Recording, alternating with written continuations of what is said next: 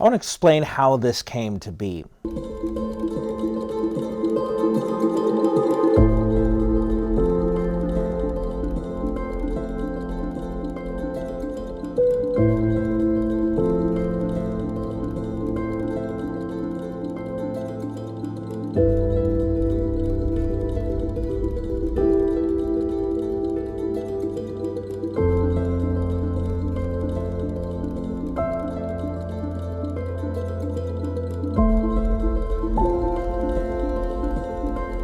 About a year ago, Chief Harlan had been in a photo of the residential school burning ceremony, and there was a piece of the residential school that was being burnt. And I saw this beautiful picture, and I was like, I want to talk to that guy. And from that photo, I reached out, had a conversation with him through social media, and before you know it, he was on our native land.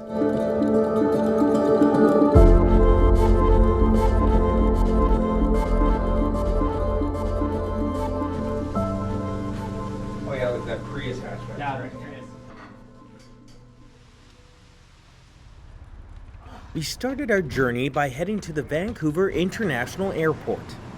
I could already feel the excitement in my bones as I knew we had a lot of life-changing days ahead. The only thing that I was sure of in regards to an overall plan was a bison hunt to help feed the community and check in on the new multiplex that is being built in replacement of the old residential school building. Everything else that happened was a magical surprise as the week went on.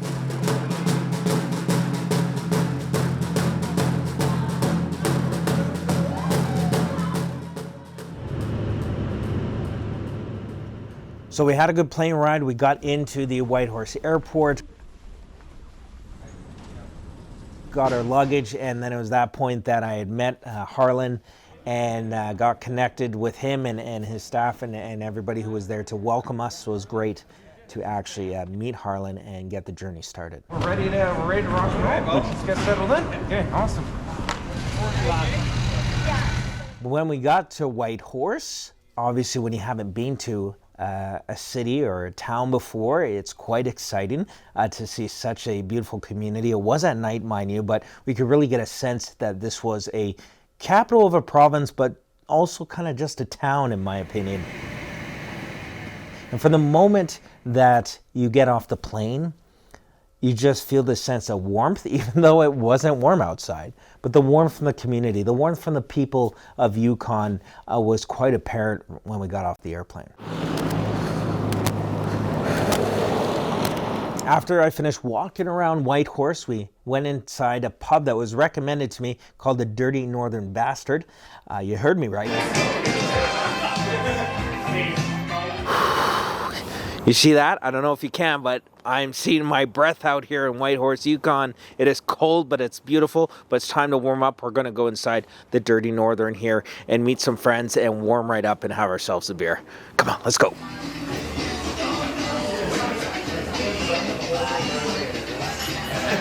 There's not a lot of individual tables. It's like a really long table, and then everybody just sits down at that table, and even if you don't know each other, they probably know somebody who knows you, which is really gives you a sense of that community.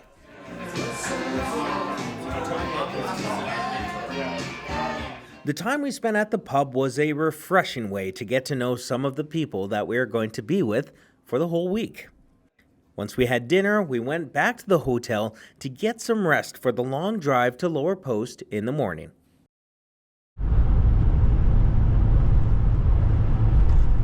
Okay, we woke up in the morning and we needed to go to Lower Post, but we had a couple things to get out of the way first.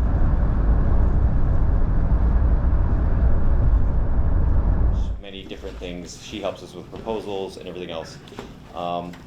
We followed Harlan and Joy to a presentation for the Council of Yukon First Nations, and they were talking about the Saco housing project that's about to open up in the community.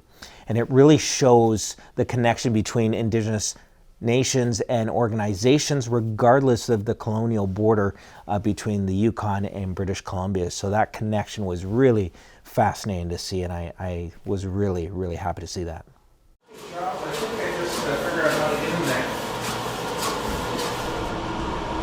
After that was done, I wanted to make a couple stops at a couple radio stations. The first one I went to was Chana FM with Charles, and I talked to him on his show, which was an incredible experience just to be in a radio station again, because I hadn't been inside of one in a long time. And it turned into a half-hour interview, and he was talking about, who I was and the show and what I do, and it was really nice to be on the other seat and have the questions asked to me, which I found quite fun. And the result of that is because everybody does listen to the radio up north, everybody knew quite quickly that a show had arrived, and that was quite interesting to see the reaction to that, for sure. Even if we triple the amount of Indigenous reporters we have in Canada, we would still miss more stories. So everybody needs to be a part of this, and I think that's what reconciliation is working together to build a new Canada that we're all proud of, and not just one side. And after that, I had a quick on-air phone call with Leonard from Midday Cafe with CBC News Whitehorse, and he also asked me the reason why I wanted to come up and cover the Kaska Dena Nation. We've had different generations of people on the show talking about what residential school has done to them, but also talking about what's next. And that's the great thing about reconciliation. It's about, obviously there's a connection with Noah and Harlan, but also just wanting to discover a different part of British Columbia through an Indigenous lens. And I think that was the most important part for me, and God knows I definitely got to experience it.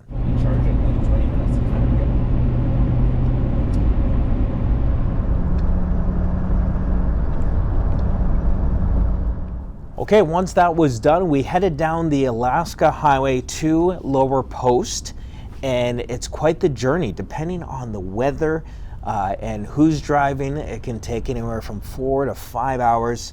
Again, road conditions are huge. You're up in the north, and there's so many elements that really can slow you down, but it really gave me an opportunity to get to know Harlan a bit more, and more specifically the Kaska Dena Nation, and so we had lots of conversations inside of the truck.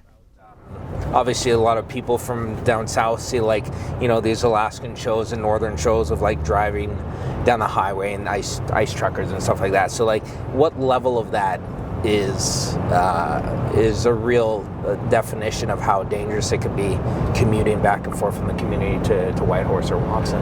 So we every year we do have fatalities. We just lost one of our elders not even 2 months ago. Oh my God, I'm sorry to hear that. So it's winter tires are their thing, right? They're necessary. Yeah. Can you tell me a bit about the limitations? Because obviously there's really pros of being an isolated community in a sense, but can you tell me some of the challenges that come with dealing with a community being so remotely far away? It's my experience is it's the hardest people to work with are the ones that have never left the community, right? Yeah. And that's where I'm a big advocate. I'm you guys have to see that there's a world out there aside from reservation living, right? Because I've got friends that have just never left. Really? Right? They've been there their whole lives, and I think the biggest experience and the greatest experience for my life was joining the military and going out and then traveling the world and all over Canada, and seeing what real struggles are, right? They think, it's so rough, so hard, when it's we live in the most beautiful place on earth, and the luxuries that we have are they're just overlooked. I noticed obviously in Whitehorse, coming from Vancouver Island and the mainland, and then we've heard about once you go up north, there's an extreme difference in price. Oh yeah. So about paying for necessities, right? Just the basics: food, water, shelter, all these things. But yeah, especially fresh groceries. So Whitehorse compared to Watson, big difference. Is there a huge difference? Big difference. Yeah. Are we talking in a 25%, 50%, 50% increase? My God!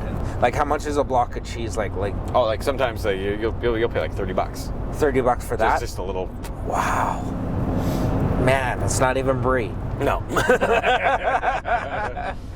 Once we got into Watson Lake, we had to get something to eat. We were starving. We found a Chinese restaurant called The Nugget, and you walk in there and it feels so old and like nothing's been touched. Like time has stopped 20, 30 years ago, and the food's great. We had a good time and got ourselves all well fed up. 2 beers passed out. Drinking the first time around. And then we headed to the reserve and got ourselves settled in the beautiful cabin that they had us stay in. And we got nice and cozy in that cabin and rested for the adventures to come.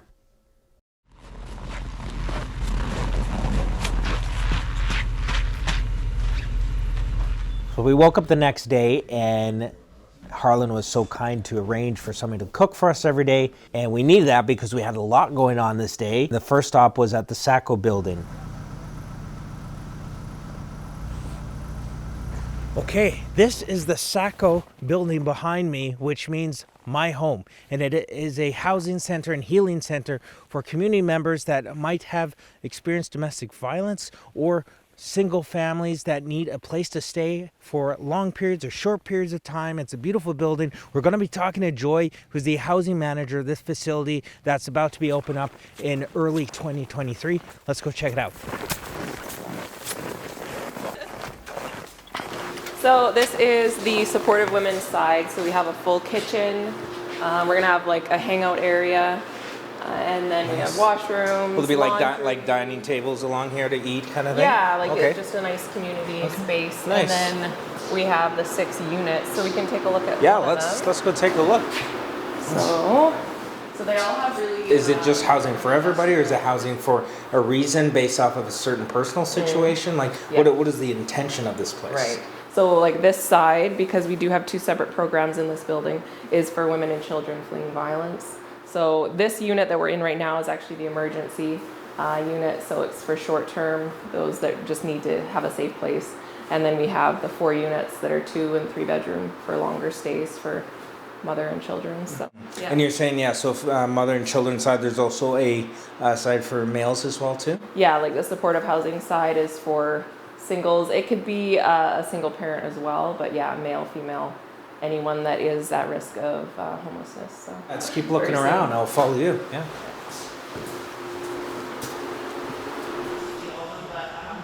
Come through here, so this area is just going to be secure. And this is the supportive housing side. And this common area is a little bit larger, so it's going to be a place to gather. We're serving meals to residents, and then it's also where the community can come. Hopefully we can have programming and just learning and sharing together, so we're excited for this space. That's really nice. Yeah, it is definitely looks like everything everybody needs. You got fridges, ovens, places for their food, have a place to eat and be, be together, right? Yeah. Yeah.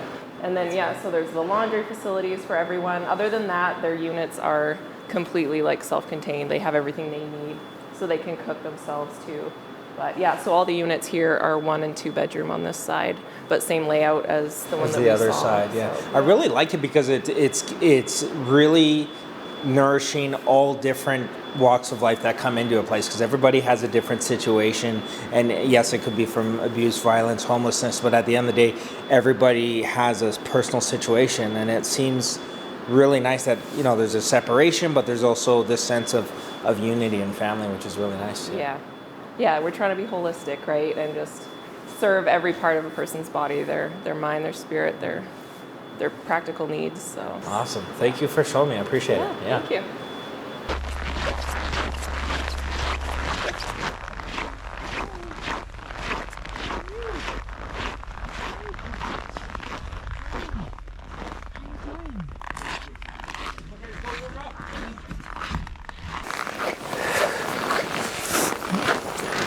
One thing that I know Harlan and a lot of elders and people in the community had mentioned to me is that the band office used to be inside the residential school building.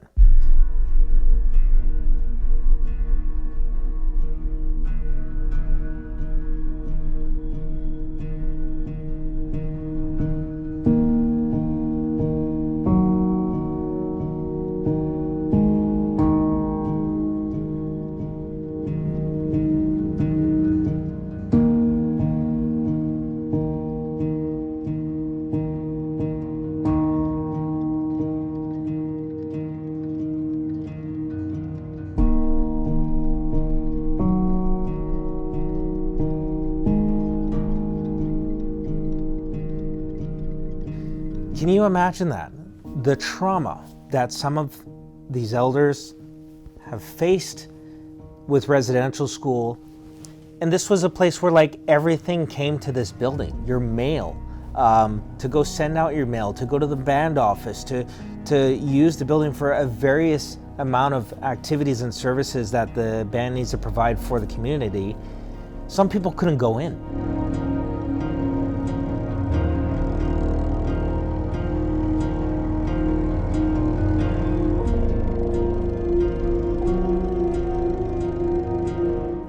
So again, one of the great reasons why the multiplex is being built is because of this reason.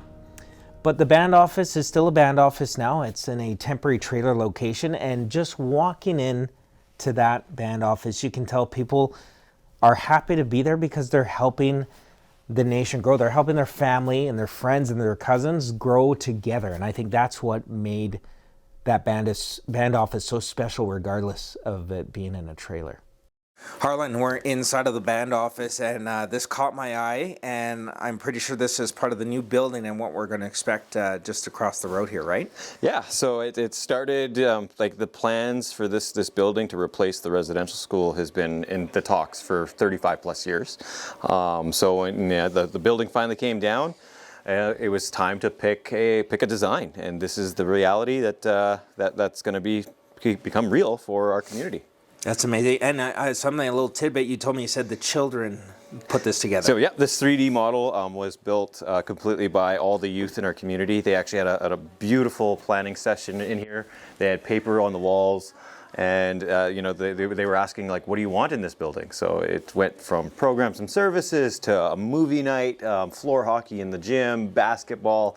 I've never seen so much excitement from our youth when we got to say, like, this is yours. Yeah, this is what we're doing for you, right? Yeah. And so there's going to be a big like gym right in this area? Yeah, that's the gymnasium.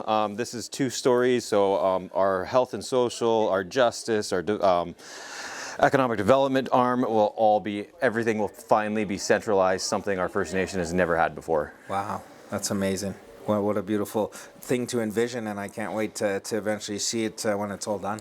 Yeah, it took a lot of work, right? The Government of Canada, the past Premier John Horgan, so many people have been true friends to the Kaska, so it's even having you here, my friend, it sheds a little bit of light on, like, there are happy endings out there. Yeah, absolutely. This is great.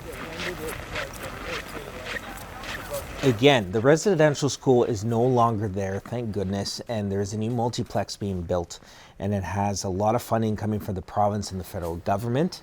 And when I came, it was in the stages of not being quite completed yet, but we got to see a lot of the beams being put up and see sort of the magnitude of how big this multiplex is going to be. I had a chance to talk to the site superintendent, Brandon, more about the process and how important this project really is to the community. Well, it's a great project for the community. There was a former residential school here, and this is basically the replacement building for it. The community is really excited about it too, right? They want to see this building go up, and yeah, it's great to be a part of this. You're saying entrance is right over here? Yeah, so we got a bit of an entrance. So one of the things our First Nations never had before is a gallery area to showcase some of the artwork that a lot of the men, the women, even the children are getting into. We have a young man, Cohen Quash. He's a very talented young man. He's actually making the First Nation 5 medallions. Oh, wow. For all the 5 Kaska chiefs that we have within our territory. Oh, that's so cool. I just got word that he started them. So, this area will be again for artwork. A little bit of our history. I believe down in the basement in this area we have underneath is going to be a flood, fire, earthquake protected area for all of our archives. Okay, wow, that's really cool. Again, our First Nation is very vocal. Our history is all kind of spoken and taught, and so a lot of the recordings are going to be kept down in there.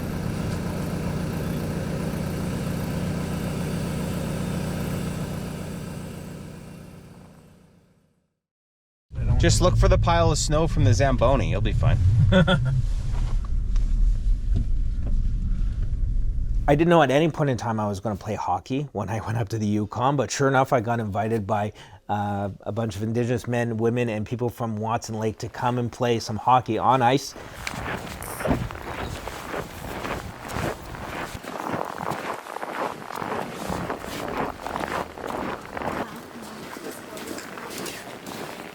Thanks so much.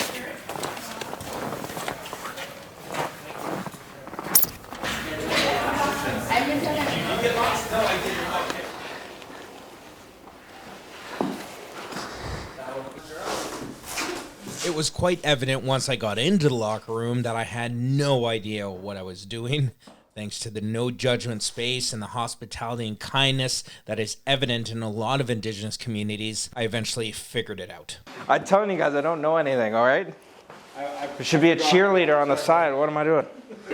Yeah, how not to. Hey, you want to how not to get ready for hockey? Follow me for more tips. Okay, here we go. Good to go. Let's go. Oh my God.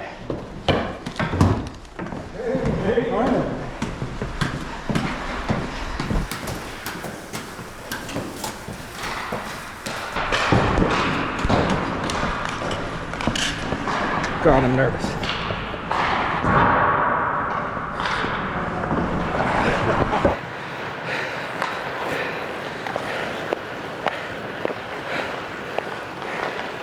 Hi. I didn't realize how out of shape I was until I landed on the ice. My God, these guys and women are incredibly fast and in shape. Unlike me, I couldn't handle it. Did you get me water? Sorry? How you doing? I'm dying. Okay. Oh, can I have one of those waters?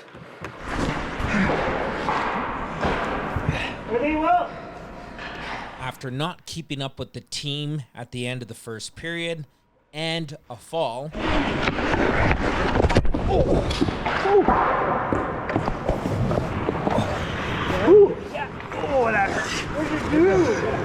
Just for the camera. Oh, for the camera.